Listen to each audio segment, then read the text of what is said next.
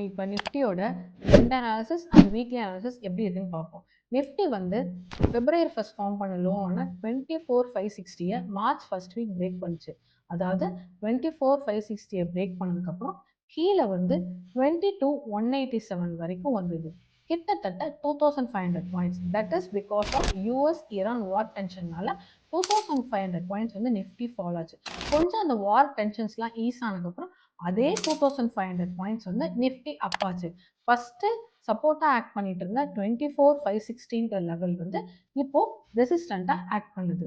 So இப்போ next level Nifty இப்போ எங்க இருக்குன்னு பார்ப்போம். ஃப்ரம் லோ டு ஹை நம்ம ஃபிபனாக்கி ட்ரா பண்ணணும். Low to high means recent low to high, அதாவது 22,187 லோல இருந்து 24,560 ஹைக்கு வந்து low to high Fibonacci draw பண்ணி பார்த்ததுல நிஃப்டி வந்து எக்ஸாக்டாக 50% ரீட்ரேஸ்மெண்ட்டுக்கு வந்துட்டு போயிருக்கு. 50% ரீட்ரேஸ்மெண்ட்றது 23,200. நெக்ஸ்ட் லெவல் ஆஃப் சப்போர்ட் வந்து 23,88, அதாவது ஃபிபனாக்கியில் வந்து 618 கோல்டன் ரேஷியோ அங்கே வரதுக்கு வாய்ப்பு இருக்குது. So that next level of support வந்து 23,888 இருக்குது. அண்ட் ஃப்ரைடே க்ளோசிங் நிஃப்டி வந்து 23,600. ஸோ இங்கேருந்து first level of resistant 24,000, second level of resistant வந்து அதே 24,560 இருக்குது.